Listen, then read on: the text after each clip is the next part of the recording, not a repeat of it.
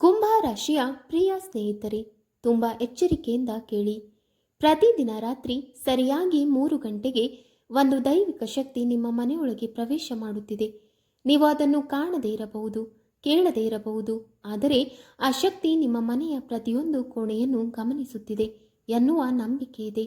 ವಿಶೇಷವಾಗಿ ಚೈತ್ರ ನವರಾತ್ರಿ ಸಮೀಪಿಸುತ್ತಿರುವ ಈ ಸಮಯದಲ್ಲಿ, ಅಂದರೆ ಇವತ್ತಿನಿಂದ ಮಾರ್ಚ್ 27ರವರೆಗೆ ಆ ದೇವಿಯ ಸೂಚನೆಯನ್ನು ನಿರ್ಲಕ್ಷ್ಯ ಮಾಡಿದರೆ ಜೀವನದಲ್ಲಿ ದೊಡ್ಡ ಸಂಕಷ್ಟಗಳು ಎದುರಾಗಬಹುದು ಎಂದು ಹಿರಿಯರು ಹೇಳುತ್ತಾರೆ. ಕೆಲವೊಮ್ಮೆ ಈ ಸಮಯದಲ್ಲಿ ಮನೆಯೊಳಗೆ ಅಸಾಮಾನ್ಯವಾದ ಶಾಂತಿ ಅನುಭವವಾಗಬಹುದು, ಅಥವಾ ತಣ್ಣನೆಯ ಗಾಳಿಯ ಒಮ್ಮೆಲೆ ಸ್ಪರ್ಶವಾದಂತೆ ಅನಿಸಬಹುದು. ಇದನ್ನು ಕೆಲವರು ದೈವಿಕ ಉಪಸ್ಥಿತಿಯ ಸೂಚನೆಯಾಗಿ ಪರಿಗಣಿಸುತ್ತಾರೆ. ಆದ್ದರಿಂದ ಈ ಪವಿತ್ರ ಸಮಯದಲ್ಲಿ ಮನಸ್ಸನ್ನು ಶಾಂತವಾಗಿಟ್ಟುಕೊಂಡು ದೇವಿಯ ಸ್ಮರಣೆಯಲ್ಲಿ ಇರಬೇಕು ಎಂದು ಹೇಳಲಾಗುತ್ತದೆ. ಮನೆ ಸ್ವಚ್ಛವಾಗಿರಲಿ, ಮನಸ್ಸಿನಲ್ಲಿ ಭಕ್ತಿ ಮತ್ತು ನಂಬಿಕೆ ಇರಲಿ, ಏಕೆಂದರೆ ದೇವರು ಧನ ಸಂಪತ್ತಿಗಿಂತಲೂ ನಮ್ಮ ಸತ್ಯವಾದ ಭಾವನೆ ಮತ್ತು ಶ್ರದ್ಧೆಯನ್ನು ಹೆಚ್ಚು ಮೆಚ್ಚುತ್ತಾರೆ ಎಂಬುದು ಹಿರಿಯರ ಮಾತು. ರಾತ್ರಿ ಸಮಯದಲ್ಲಿ ಎಲ್ಲರೂ ಗಾಢ ನಿದ್ರೆಯಲ್ಲಿ ಇರುವಾಗ, ಸುತ್ತಮುತ್ತ ಸಂಪೂರ್ಣ ನಿಶಬ್ದತೆ ಆವರಿಸಿಕೊಂಡಿರುವಾಗ ಒಂದು ದೈವಿಕ ಶಕ್ತಿ ನಿಮ್ಮ ಮನೆಯ ಬಾಗಿಲುಗಳನ್ನು ದಾಟಿ ಒಳಗೆ ಬರುತ್ತದೆ ಎನ್ನುವ ನಂಬಿಕೆ ಇದೆ. ಕೆಲವೊಮ್ಮೆ 3 ಗಂಟೆಯ ಸಮಯದಲ್ಲಿ ಅಚಾನಕ್ ಗಾಳಿಯ ಚಳಿ ತಟ್ಟಿದಂತೆ ಅನುಭವವಾಗಬಹುದು, ಅಥವಾ ಮನಸ್ಸಿಗೆ ಅಸಾಧಾರಣ ಶಾಂತಿ ಉಂಟಾಗಬಹುದು. ಈ ರೀತಿಯ ಅನುಭವವನ್ನು ಕೆಲವರು ದೇವಿಯ ಉಪಸ್ಥಿತಿಯ ಸಂಕೇತವೆಂದು ಭಾವಿಸುತ್ತಾರೆ. ನೀವು ಬಹುಶಃ ಇದುವರೆಗೆ ಗಮನಿಸಿರಲಿಲ್ಲ, ಆದರೆ ಕೆಲವು ಜನರು ನಂಬಿಕೆಯ ಪ್ರಕಾರ ಈ ದೈವಿಕ ಶಕ್ತಿ ನಿಮ್ಮ ಜೀವನದಲ್ಲಿ ನಡೆಯುತ್ತಿರುವ ಸಂಕಷ್ಟಗಳ ಬಗ್ಗೆ ನಿಮಗೆ ಸೂಚನೆ ನೀಡಲು ಬರುತ್ತದೆ. ನಿಮ್ಮ ಜೀವನದಲ್ಲಿ ದುಃಖ, ಹಣಕಾಸಿನ ಸಮಸ್ಯೆ ಅಥವಾ ಆರೋಗ್ಯದ ಕಷ್ಟಗಳು ಇದ್ದರೆ ಅದು ಕೇವಲ ಯಥಾಚಿತವಲ್ಲ, ಅಂದರೆ ಆಕಸ್ಮಿಕವಲ್ಲ. ಕೆಲವು ಆಧ್ಯಾತ್ಮಿಕ ಕಾರಣಗಳು ಇರಬಹುದು ಎಂದು ಕೆಲವರು ನಂಬುತ್ತಾರೆ. ಜೀವನದಲ್ಲಿ ಅನೇಕ ಬಾರಿ ನಾವು ಅರ್ಥ ಮಾಡಿಕೊಳ್ಳಲಾರದಂತಹ ಘಟನೆಗಳು ನಡೆಯುತ್ತವೆ. ಕೆಲಸಗಳು ಆಗಬೇಕಾದ ಸಮಯದಲ್ಲಿ ಆಗದೆ ಅಡಕಾಗುವುದು, ಹಣ ಬಂದರೂ ಕೈಯಲ್ಲಿ ಉಳಿಯದಿರಬಹುದು, ಅಥವಾ ಮನೆಯಲ್ಲಿ ಅನಾವಶ್ಯಕ ಕಲಹಗಳು ನಡೆಯುವುದು. ಇವುಗಳ ಹಿಂದೆ ಕೆಲವರು ದೈವಿಕ ಸಂಕೇತಗಳಿವೆ ಎಂದು ಭಾವಿಸುತ್ತಾರೆ. ಇಂತಹ ಸಂದರ್ಭಗಳಲ್ಲಿ ಆತಂಕ ಪಡುವ ಬದಲು ಮನಸ್ಸನ್ನು ಶಾಂತವಾಗಿಟ್ಟು ದೇವರನ್ನು ಸ್ಮರಿಸುವುದು, ಒಳ್ಳೆಯ ಚಿಂತನೆಗಳನ್ನು ಬೆಳೆಸುವುದು ಮತ್ತು ಮನೆ ಮಂದಿಯೊಂದಿಗೆ ಸೌಹಾರ್ದತೆಯಿಂದ ಇರಲು ಪ್ರಯತ್ನಿಸುವುದು ಬಹಳ ಮುಖ್ಯವೆಂದು ಹಿರಿಯರು ಸಲಹೆ ನೀಡುತ್ತಾರೆ. ಭಕ್ತಿ ಮತ್ತು ಸಕಾರಾತ್ಮಕ ಮನೋಭಾವದಿಂದ ಇದ್ದರೆ ಜೀವನದ ಸಂಕಷ್ಟಗಳನ್ನು ಎದುರಿಸುವ ಶಕ್ತಿ ಕೂಡ ಹೆಚ್ಚುತ್ತದೆ ಎಂಬ ನಂಬಿಕೆ ಇದೆ.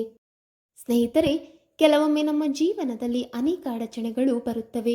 ವ್ಯವಹಾರದಲ್ಲಿ ನಷ್ಟ, ಉದ್ಯೋಗದಲ್ಲಿ ತೊಂದರೆ, ಕುಟುಂಬದಲ್ಲಿ ಜಗಳಗಳು, ಇವು ಎಲ್ಲವೂ ನಮ್ಮ ಮನಸ್ಸನ್ನು ಕಾಡುತ್ತವೆ. ಕೆಲವರು ಇದನ್ನು ನಕಾರಾತ್ಮಕ ಶಕ್ತಿಗಳ ಪರಿಣಾಮವೆಂದು ಭಾವಿಸುತ್ತಾರೆ. ಇಂತಹ ಸಮಯದಲ್ಲಿ ನಮ್ಮನ್ನು ರಕ್ಷಿಸುವ ಶಕ್ತಿ ಯಾವುದೋ ದೈವಿಕ ಶಕ್ತಿಯಾಗಿರಬಹುದು ಎಂಬ ನಂಬಿಕೆಯೂ ಇದೆ. ಅನೇಕ ಬಾರಿ ನೀವು ದೊಡ್ಡ ಅಪಾಯದಿಂದ ತಪ್ಪಿಸಿಕೊಂಡಿರಬಹುದು, ಜೀವನದಲ್ಲಿ ಇದು ಅಂತ್ಯವಾಗಬಹುದು ಎಂಬಂತಹ ಸಂದರ್ಭಗಳು ಬಂದಿರಬಹುದು. ಆದರೆ ಕೊನೆಯ ಕ್ಷಣದಲ್ಲಿ ಯಾವುದೋ ಅದ್ಭುತವಾಗಿ ಸಮಸ್ಯೆ ಪರಿಹಾರವಾಗಿರಬಹುದು.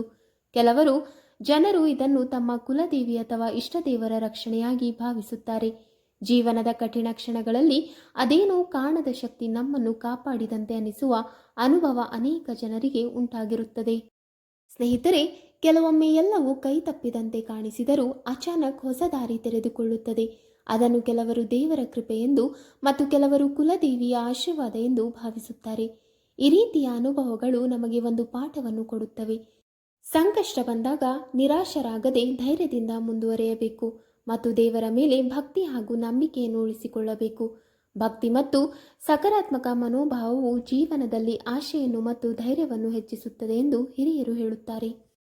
ಈ ನಂಬಿಕೆಯ ಪ್ರಕಾರ ನಿಮ್ಮ ಕುಲದೇವಿ ಅಥವಾ ದೇವ ನಿಮ್ಮ ಮನೆಗೆ ಬಂದು ನಕಾರಾತ್ಮಕ ಶಕ್ತಿಗಳನ್ನು ದೂರ ಮಾಡುತ್ತಿದ್ದಾರೆ ಎಂದು ಹೇಳಲಾಗುತ್ತದೆ.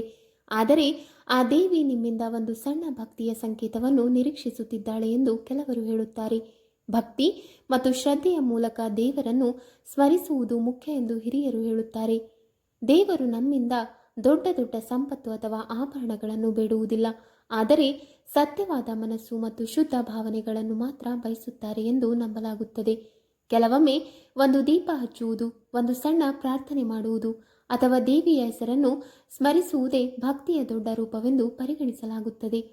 ಹಿರಿಯರು ಹೇಳುವಂತೆ ಮನೆಯಲ್ಲಿ ಶಾಂತಿ, ಸ್ವಚ್ಛತೆ ಮತ್ತು ಒಗ್ಗಟ್ಟು ಇದ್ದರೆ ದೇವಿಯ ಕೃಪೆ ಇನ್ನಷ್ಟು ಹೆಚ್ಚುತ್ತದೆ.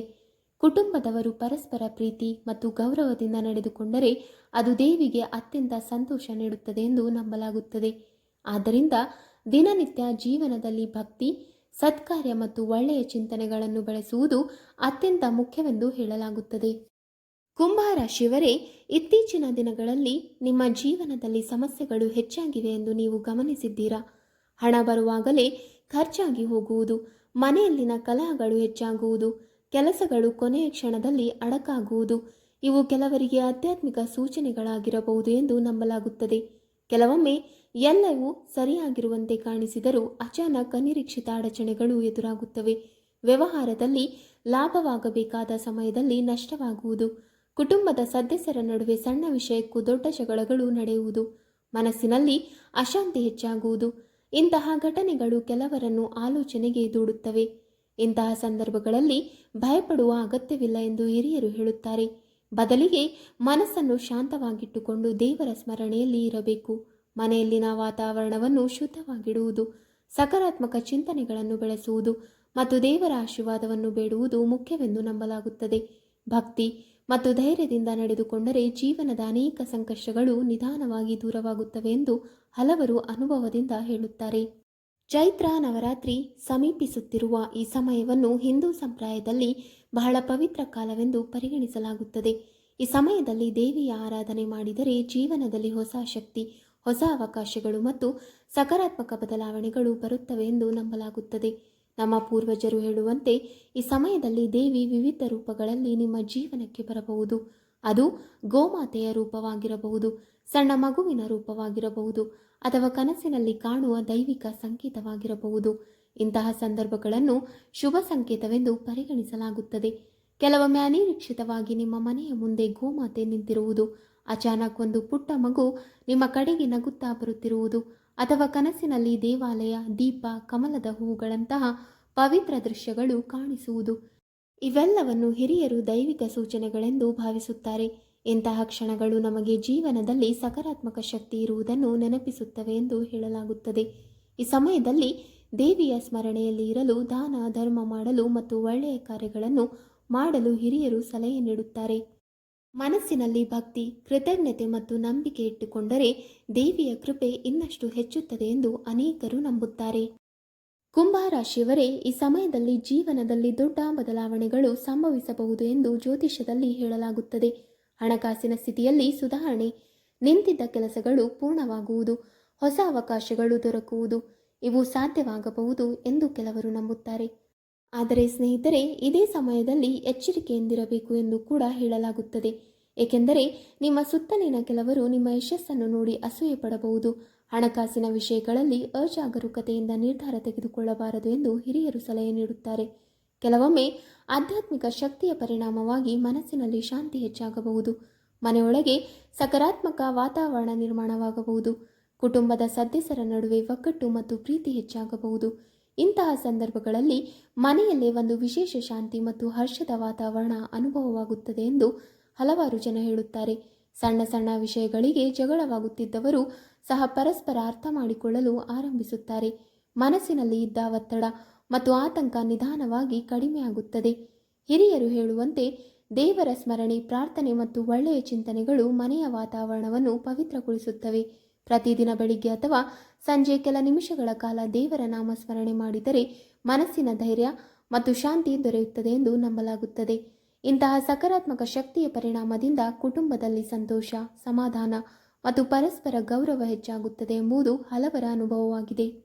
ಚೈತ್ರ ನವರಾತ್ರಿಯ ಸಮಯದಲ್ಲಿ, ಅಂದರೆ ಇವತ್ತಿನಿಂದ ಮಾರ್ಚ್ 27ರವರೆಗೆ ಒಂದು ಸರಳ ಉಪಾಯವನ್ನು ಮಾಡಬಹುದು ಎಂದು ಪರಂಪರೆಯಲ್ಲಿ ಹೇಳಲಾಗಿದೆ.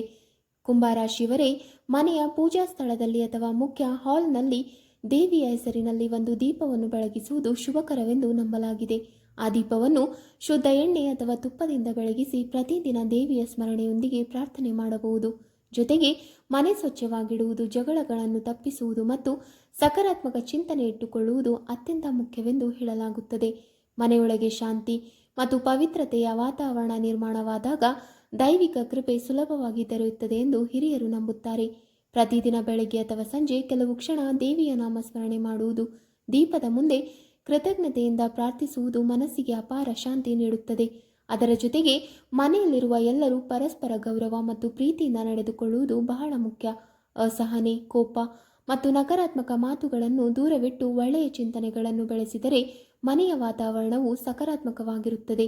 ಇಂತಹ ಸರಳ ಆಚರಣೆಗಳು ನಿಧಾನವಾಗಿ ಜೀವನದಲ್ಲಿ ಸಂತೋಷ, ಸಮೃದ್ಧಿ ಮತ್ತು ಆತ್ಮವಿಶ್ವಾಸವನ್ನು ಹೆಚ್ಚಿಸಬಹುದು ಎಂದು ಅನೇಕರು ನಂಬುತ್ತಾರೆ. ಕುಂಭ ರಾಶಿಯ ಸ್ನೇಹಿತರೆ, ಚೈತ್ರ ನವರಾತ್ರಿ ಸಮಯದಲ್ಲಿ ಭಕ್ತಿ, ಶ್ರದ್ಧೆ ಮತ್ತು ಸಕಾರಾತ್ಮಕ ಮನೋಭಾವದಿಂದ ದೇವಿಯನ್ನು ಸ್ಮರಿಸಿದರೆ ಜೀವನದಲ್ಲಿ ಉತ್ತಮ ಬದಲಾವಣೆಗಳು ಸಂಭವಿಸಬಹುದೆಂದು ನಂಬಲಾಗಿದೆ. ದೇವಿಯ ಆಶೀರ್ವಾದದಿಂದ ನಿಮ್ಮ ಕುಟುಂಬದಲ್ಲಿ ಸಂತೋಷ, ಆರೋಗ್ಯ ಮತ್ತು ಸಮೃದ್ಧಿ ಹೆಚ್ಚಾಗಲಿ ಎಂಬುದು ಹಾರೈಕೆ. ಈ ಪವಿತ್ರ ದಿನಗಳಲ್ಲಿ ಮನಸ್ಸನ್ನು ಶುದ್ಧವಾಗಿಟ್ಟುಕೊಂಡು ದೇವಿಯ ಆರಾಧನೆ ಮಾಡಿದರೆ ಆತ್ಮವಿಶ್ವಾಸವು ಹೆಚ್ಚುತ್ತದೆ ಎಂದು ಹಿರಿಯರು ಹೇಳುತ್ತಾರೆ. ನವರಾತ್ರಿಯ 9 ದಿನಗಳನ್ನು ಸತ್ಕಾರ್ಯಗಳಿಗೆ, ಪ್ರಾರ್ಥನೆಗೆ ಮತ್ತು ಒಳ್ಳೆಯ ಚಿಂತನೆಗಳಿಗೆ ಮೀಸಲಿಟ್ಟರೆ ಮನೆಯ ವಾತಾವರಣವು ಪವಿತ್ರವಾಗುತ್ತದೆ. ಈ ಸಮಯದಲ್ಲಿ ಸಾಧ್ಯವಾದಷ್ಟು ದಾನ, ಧರ್ಮ ಮಾಡುವುದು, ಬಡವರಿಗೆ ಸಹಾಯ ಮಾಡುವುದು ಮತ್ತು ಮನೆಯಲ್ಲಿ ದೇವಿಯ ನಾಮಸ್ಮರಣೆ ಮಾಡುವುದು ಅತ್ಯಂತ ಶುಭಕರವೆಂದು ಪರಿಗಣಿಸಲಾಗುತ್ತದೆ. ಇಂತಹ ಭಕ್ತಿ ಮತ್ತು ನಂಬಿಕೆಯೊಂದಿಗೆ ದೇವಿಯನ್ನು ಪ್ರಾರ್ಥಿಸಿದರೆ ಜೀವನದಲ್ಲಿ ಹೊಸ ಅವಕಾಶಗಳು, ಹೊಸ ಸಂತೋಷಗಳು ಮತ್ತು ಹೊಸ ಆಸೆಗಳು ಮೂಡಬಹುದು ಎಂದು ಅನೇಕರು ನಂಬುತ್ತಾರೆ. ದೇವಿ ದುರ್ಗೆಯ ಕೃಪೆ ಸದಾ ನಿಮ್ಮ ಕುಟುಂಬದ ಮೇಲೆ ಇರಲಿ. ನಿಮ್ಮ ಜೀವನದಲ್ಲಿ ಶಾಂತಿ, ಐಶ್ವರ್ಯ ಮತ್ತು ಸಂತೋಷ ತುಂಬಿರಲಿ ಎಂಬುದು ನಮ್ಮ ಹಾರೈಕೆ. ವೀಕ್ಷಕರೇ, ನಿಮಗೆ ಈ ಮಾಹಿತಿ ಇಷ್ಟವಾದಲ್ಲಿ ವಿಡಿಯೋಗೆ ಲೈಕ್ ಮಾಡಿ, ಶೇರ್ ಮಾಡಿ ಹಾಗೂ ಕಮೆಂಟ್ ಮಾಡಿ. ಇಂತಹ ಮುಂದಿನ ವಿಡಿಯೋಸ್ಗಳಿಗಾಗಿ ನಮ್ಮ ಚಾನಲನ್ನು ಸಬ್ಸ್ಕ್ರೈಬ್ ಮಾಡಿ. ಧನ್ಯವಾದಗಳು.